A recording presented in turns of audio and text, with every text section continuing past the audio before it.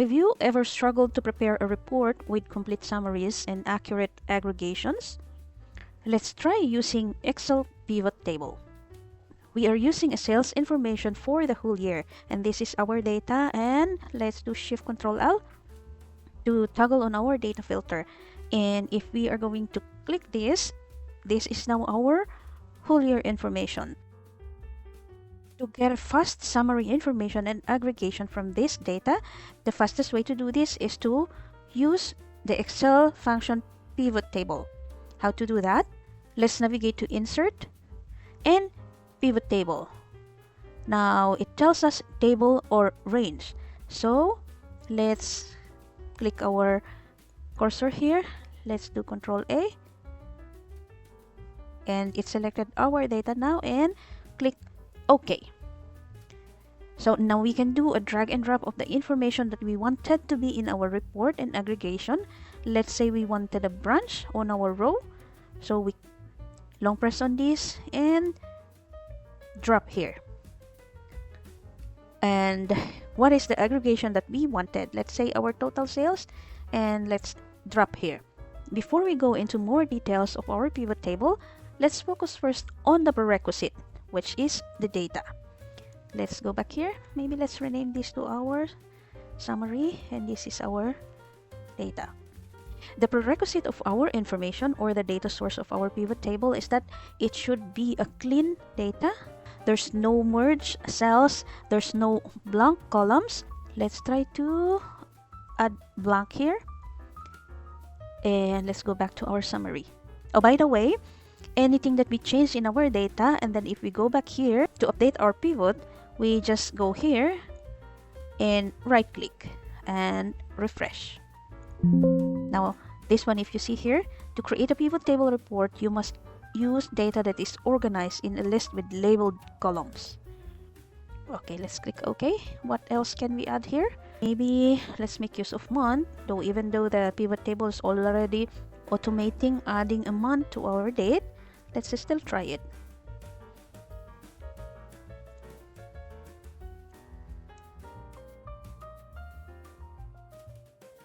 And let's go back here.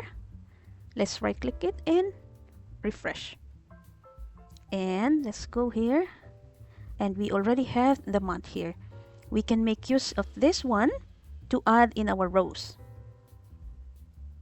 And there it is. The next question is, what if we add more sales information in our data source? A fast way to go to the last row of our Excel is to do Shift Control arrow down, and there it is, and we can do here now. Also, if we wanted to copy the top row, let's do Control D. Now how about if this is a new information?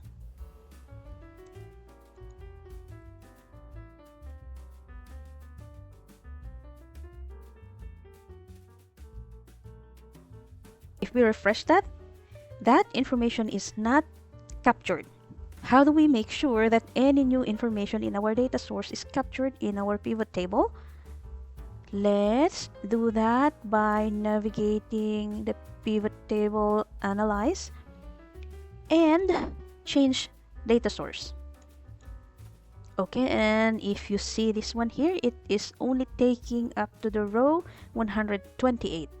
Now, how about we increase this to, let's say, 40,000 more, up to 40,000 row, and then click OK. In a pivot table, let's remove this one first so we get a summary per branch. In a pivot table, it is okay to have a blank data on the row. It will only recognize it as blank. Now, how do we remove this in the presentation of our report? And if you see this one, we can go here and untick the blank. Okay. So now that we have secured and we understood the rule in our data source, let's now go to our pivot table. Let's focus first on the rows. Currently, we only have one row. What if we add more information in the row? Let's select here our data so we can do product. If we tick this, it will automatically add to our row here, and it is also summarizing per branch and per item. We can add as many rows here as needed. And for example, let's put sales agent. Okay, but in this presentation, I believe it will be better if the sales agent is presented before the item. How do we do that? Let's go here to our rows. Sales agent, if we click on this, we see these items here. Then we say move up. And now here it is. It is also a summary per sales agent. Now that is for the rows. Now how about the general presentation and layout of the report? If you see this tab here, it's a design. If we click outside, that is gone. We go back to our pivot table. There it is, design. So if we go and click here, we can find templates here.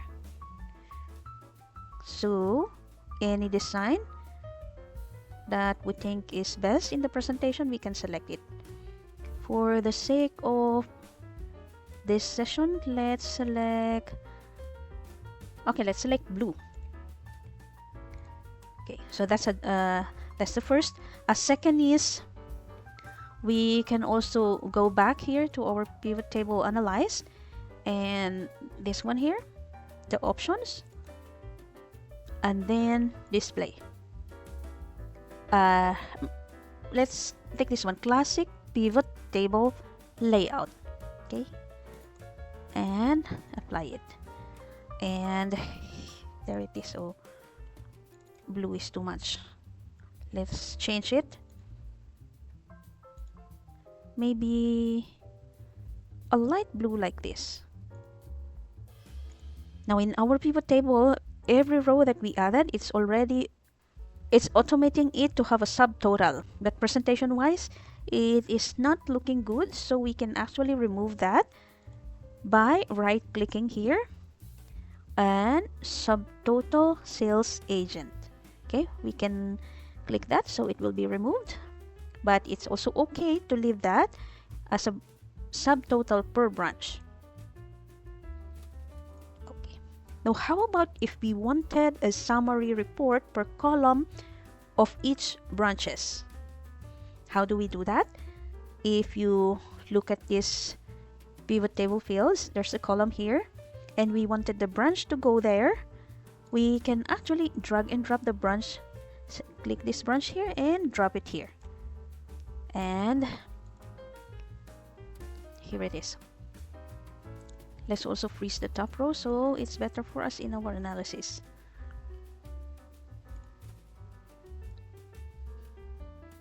There is also an information about date. How about we add this in our row? And let's remove that. Okay, the pivot table function is already automating it by the month, but how about we wanted this to only present the date? Let's select here.